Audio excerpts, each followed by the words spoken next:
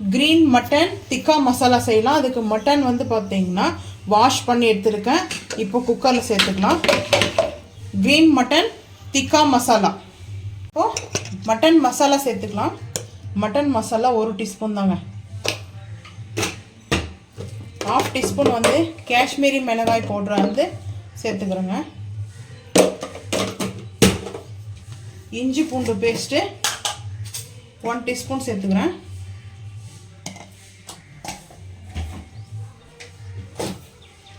சேர்த்துட்டு நல்லா மிக்ஸ் பண்ணிக்கலாம்.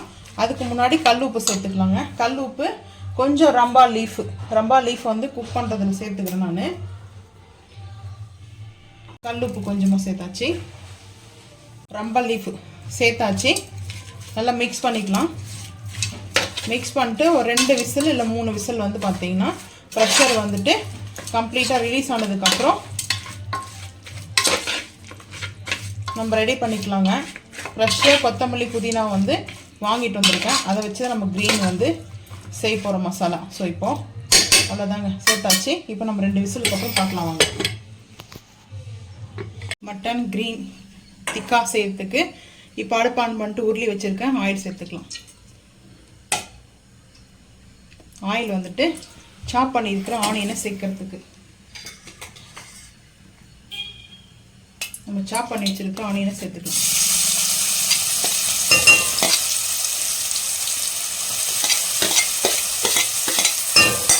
நம்ம வாங்கணும் இல்லையா, ஸோ அது சாப்பரு, அந்த சாப்பரில் கட் பண்ணதாங்க.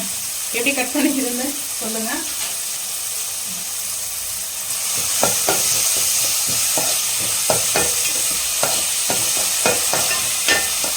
ஆல்ரெடி நம்ம கல் உப்பு வந்து ஆட் பண்ணிட்டுருக்கோம். கொஞ்சமாக கல் உப்பு ஒரு 2 பிஞ்ச் அளவுக்கு ஆட் பண்ணியாச்சு. நல்லா வதங்கிட்டதை பார்த்துங்க. வதங்கிடுச்சுங்க. கொஞ்சமாக வந்துட்டு இஞ்சி பூண்டு பேஸ்ட்டு ஒரு 1/4 டீஸ்பூன் ஆல்ரெடி நம்ம சேர்த்துருக்கோம். அந்த இஞ்சி பூண்டு பேஸ்ட்டு நல்லா அந்த பச்சை வாசனை பொருள் வதங்கட்டுங்க. கொஞ்சம் வதங்கினதுக்கப்புறம் லைட்டாக வதங்கிச்சுன்னா போதும். இப்போ டொமேட்டோ வந்து சாப் பண்ணுது. ஆனால் ரொம்ப குயிக்காக வந்து வேலை முடிஞ்சுதுங்க சாப் பண்ணுறதுனால. இப்போ நம்ம சாப் பண்ணி வச்சுருக்கிற டொமேட்டோ சேர்த்தாச்சு. நல்லா குக் ஆகட்டுங்க. அந்த பச்சை வாசனை போகிற அளவுக்கு வந்து பார்த்தீங்கன்னா குக் ஆகட்டும். அதுக்கப்புறம் பார்த்துக்கலாம். நம்ம டொமேட்டோ சேர்த்தோம் இல்லைங்களா, நம்ம பாருங்கள் ஆயில் பிரிஞ்சு வந்துட்டு இருக்குது. ஸோ இந்த டைமில் நம்ம சிம் பண்ணிவிட்டு அந்த க்ரீன் மசாலா நம்ம பேஸ்ட்டை வந்து சேர்த்துக்கலாங்க. கொஞ்சம் தண்ணி சேர்த்துட்டு இந்த பவுலில் வந்து பார்த்தீங்கன்னா மிக்ஸ் பண்ணிக்கலாம். ஸோ அதுக்கு முன்னாடி இந்த மசாலாவோடு நல்லா பாருங்கள் மிங்கிள் ஆகுது. ஸோ இதுதாங்க இந்த க்ரீனோடைய அந்த டேஸ்ட்டு. ஸோ அல்டிமேட்டாக இருக்குங்க. ஸோ இப்போ தண்ணி கொஞ்சம் சேர்த்துக்கலாம். பாருங்கள் ஆயில் நல்லா பிரிஞ்சு வந்துச்சு. நம்ம ஆயில் வந்து பார்த்தீங்கன்னா ஆல்ரெடி நம்ம அந்த மசாலா க்ரீன் மசாலாவில் ஆயில் சேர்த்து தான் நம்ம செஞ்சோம் இல்லையா. அங்கே பாருங்கள் ஆயில் நல்லா பிரிஞ்சு வந்துருச்சு. ஸோ இந்த டைமில் நம்ம குக் பண்ணியிருக்கிற மட்டனை சேர்த்துக்கலாம்.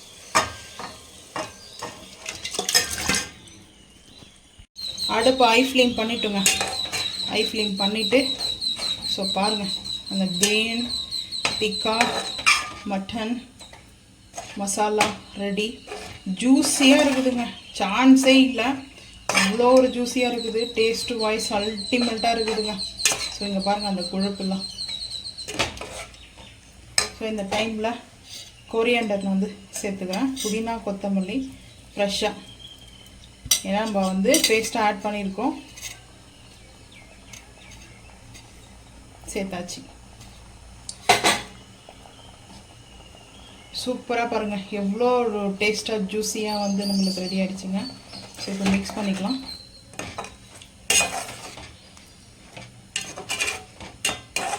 மிக்ஸ் பண்ணிட்டு ஐ ஃப்ளேமில் ஒரு 5 நிமிஷம் வச்சு பார்த்துக்கலாம் வாங்க. ஏன்னா இந்த மசாலாவோட நல்லா கொஞ்சம் மிங்கிள் ஆகணும். அதுக்கப்புறம் பார்த்துக்கலாம். சூப்பராக நல்லா திக்கா மசாலா க்ரீன் திக்கா மட்டன் மசாலா ரெடிங்க. ஸோ சூப்பராக இருக்குது. நீங்கள் பாருங்கள் எப்படி ஆயில் மிதக்க இருக்குது. ஸோ இந்த மட்டன் இந்த கொழுப்போடு சேர்த்து தான் மிதக்கும் ஆயில் வந்து பார்த்திங்கன்னா. அடுப்பு ஆஃப் பண்ணிடலாங்க. அடுப்பு ஆஃப் பண்ணிட்டு ஒரு பிளேட் பார்த்துக்கலாம் வாங்க. அந்த ஒரு க்ரீன் திக்கா மசாலா சூப்பராக இருக்குது. ஒரு நல்லி வச்சுக்கலாங்க, நல்லியோட அப்போ தான் ஃபினிஷ் ஆகும்.